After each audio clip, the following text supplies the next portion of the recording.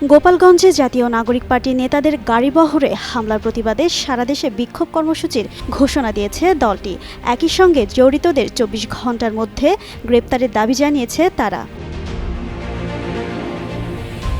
বুধবার রাতে ৯:৩০টায় খুলনা প্রেস ক্লাবে এক সংবাদ সম্মেলনে এ কর্মসূচির ঘোষণা দেন দলটির আহ্বায়ক নাহিদ ইসলাম। আগামীকাল পূর্ব নির্ধারিত সময় অনুযায়ী আমাদের যে ফরিদপুরের পথসভাটি সেই পথসভা হবে এবং সেই অনুযায়ী পরবর্তী যেই পথসভাগুলো রয়েছে ফরিদপুর, রাজবাড়ী, মানিকগঞ্জ সেই অনুযায়ী চলতে থাকবে। আওয়ামী লীগ ছাড়া আর কেউ গোপালগঞ্জে সমাবেশ করতে পারবে না এমন মিথ ভেঙে দেওয়া হয়েছে বলে উল্লেখ করেন নাহিদ ইসলাম। গোপালগঞ্জে আওয়ামী লীগের বাইরে কেউ প্রোগ্রাম করতে পারবে না, এই মিথ আজকে জাতীয় নাগরিক পার্টি ভেঙে দিয়েছে।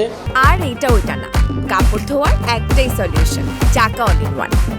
এনসিপি ঘোষণা দিয়েছে আজ বৃহস্পতিবার ফরিদপুর সহ পূর্ব ঘোষিত সব জেলায় পদযাত্রা চলবে, তবে মাদারীপুর ও শরীয়তপুরের কর্মসূচি স্থগিত করা হয়েছে।